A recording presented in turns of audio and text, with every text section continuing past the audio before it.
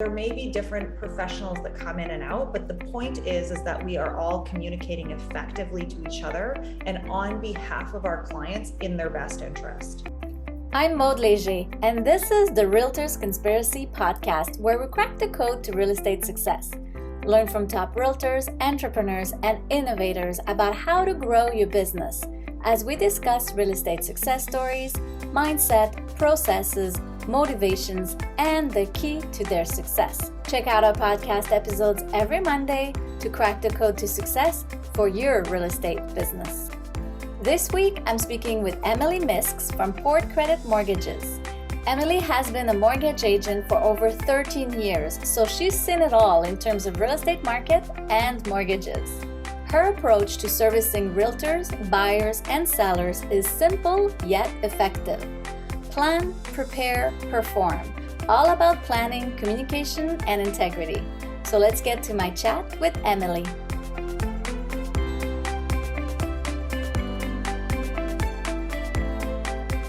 Hi Emily, thanks for joining us on the episode today. Tell us, and let's jump right in, how can realtors stay on top of their game? Hey, thanks so much for having me. It's such a great day to be here. I appreciate the opportunity. So I think for me, whenever I think about my realtor partners and who I, love to work with and get to know the best, is open communication. It's a really simple, concept, but so few can actually get it done properly. Staying on top of your game, if you're communicating, it's not just necessarily picking up the phone. It is important, but it's also through ways that are adapting to the client's needs. So every client receives information differently. So maybe a client would prefer to be direct messaged or have a reel or read something on Twitter.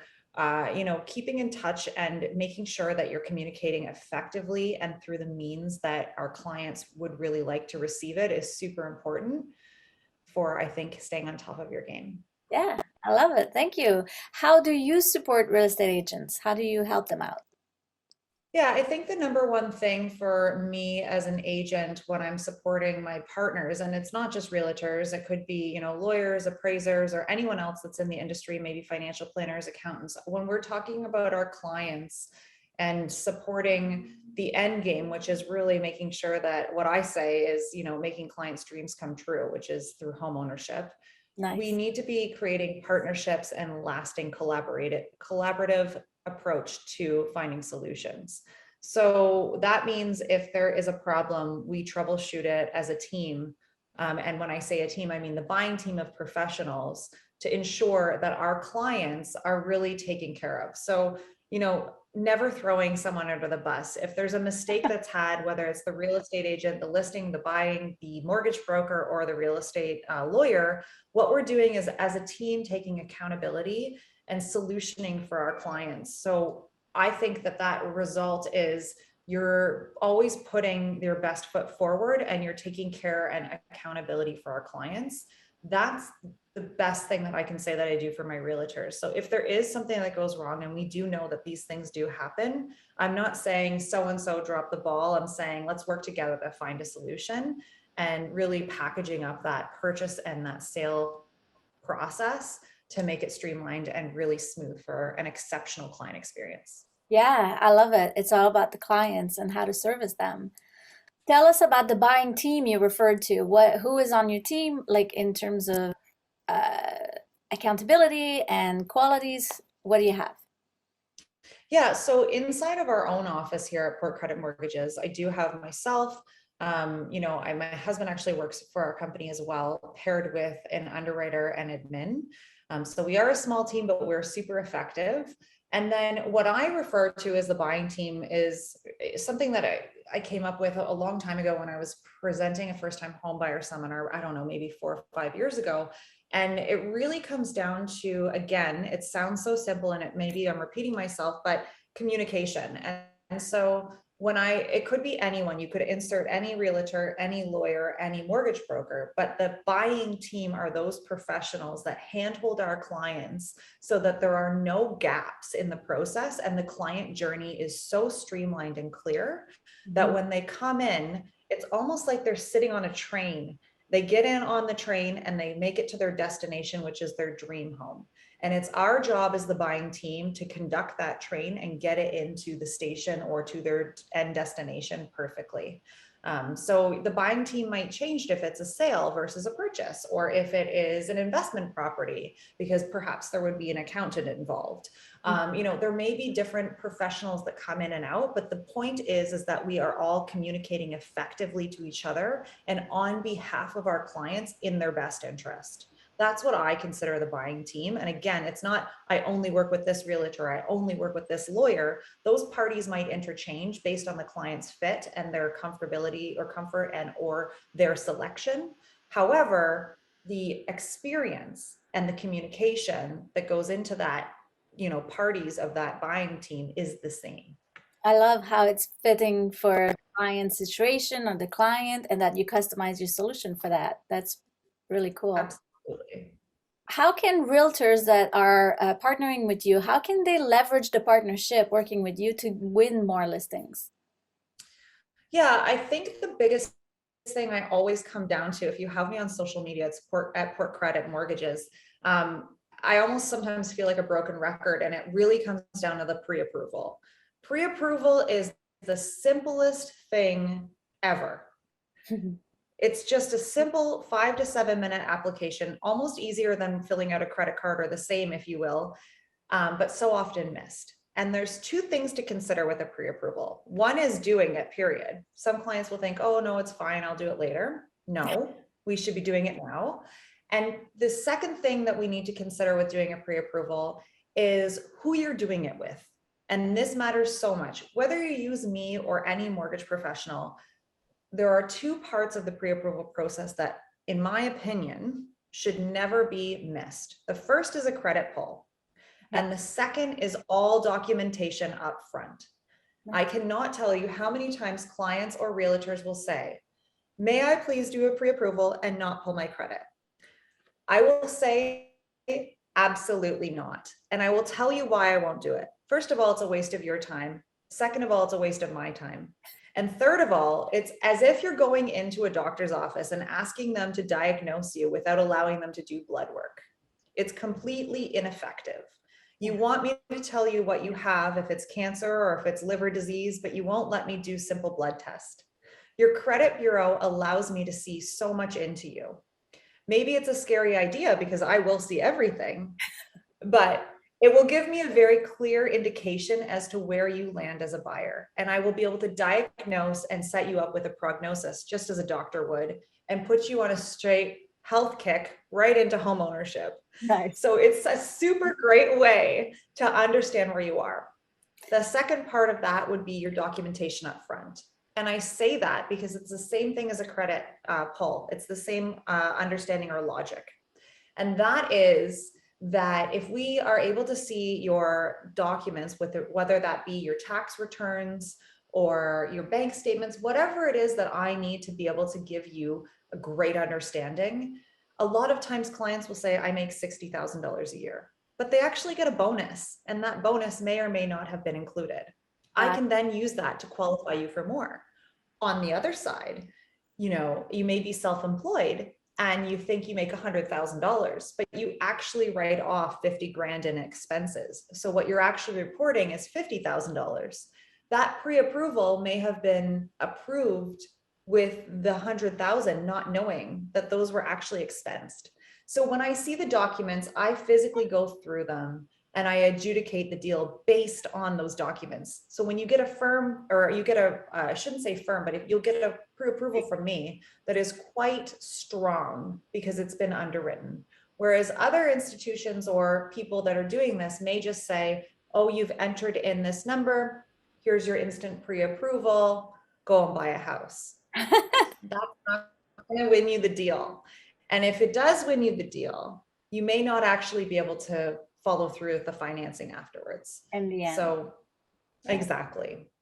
Very cool. When you talk about pulling the credit first, I think, is it a myth that if you pull it too often, it affects your rating or your chances of getting a mortgage?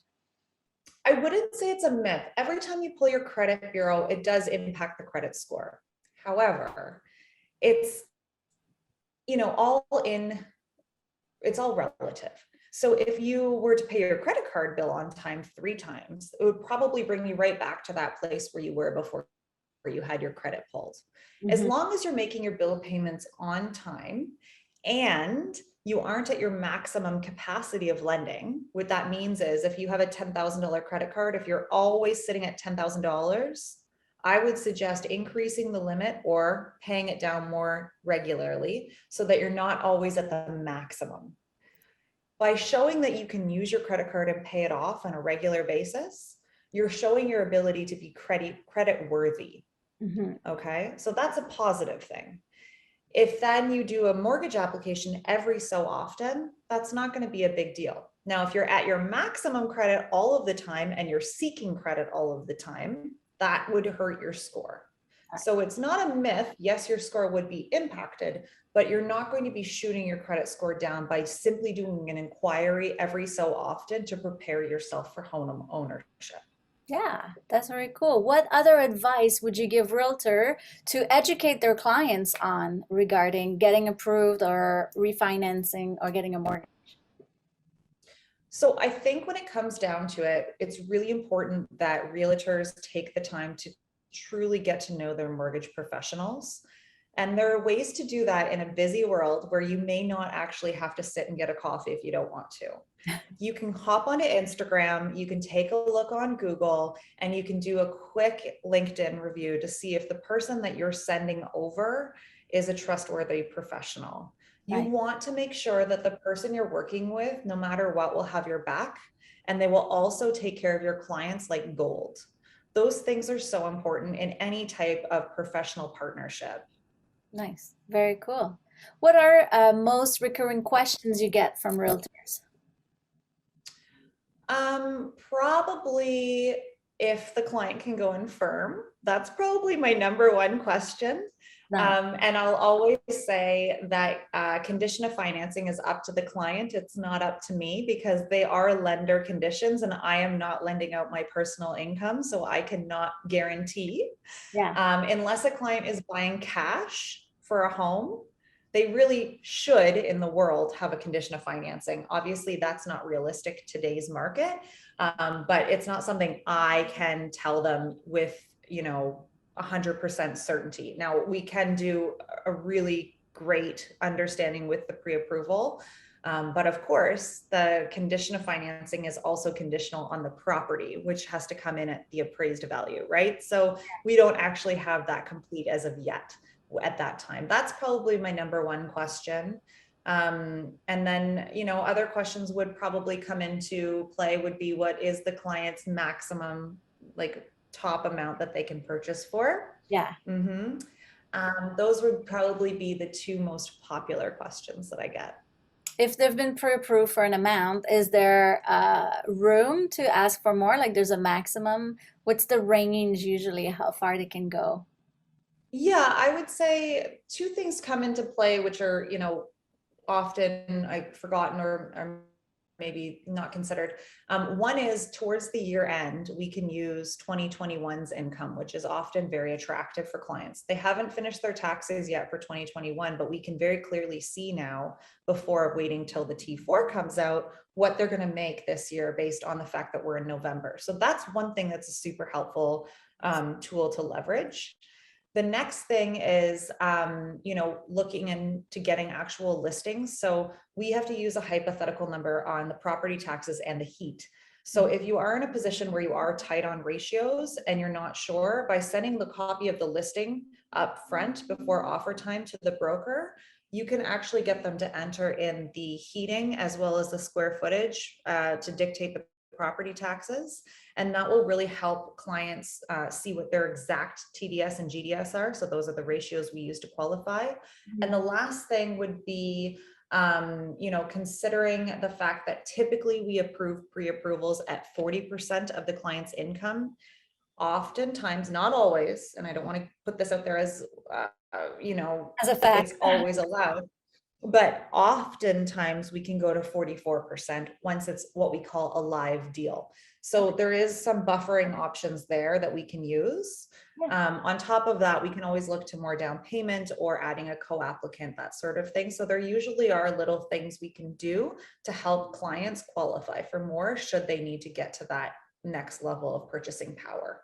Yeah, that's amazing. I think you can really help educate real estate agents on how to educate their own clients. Absolutely. I think the biggest thing to consider when you're in the buying process and you're working with financing or professionals who offer financing is to consider the planning aspect as much as possible.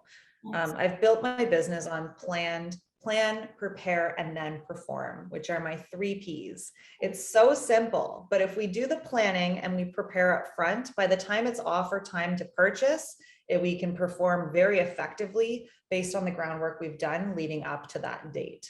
Nice, very cool. I can see how your process and your business would really help smooth the transaction, smooth the process and the stress from the realtor side to the buyer side and the sellers too.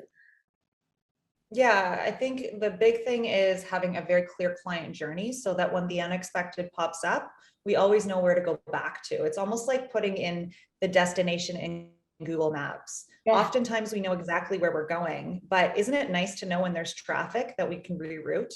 Nice. I love it. It's a perfect analogy.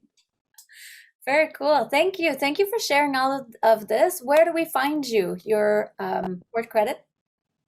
Yeah, so Port Credit's located in Mississauga, right on the water. It's so beautiful here. However, we are licensed all across Ontario. So I've got clients everywhere, all across Ontario. If you're looking to connect with me, I'm very active on social media, and it's a great way to learn about the financing side at Port Credit Mortgages. And that's on Facebook as well. Or you can email me, which is emily@portcreditmortgages.com. Amazing. Thank you so much. I hope you get a lot out of this. Thank you so much for having me. I appreciate the time and opportunity. Thanks for joining. Subscribe to our podcast, Realtors Conspiracy, today.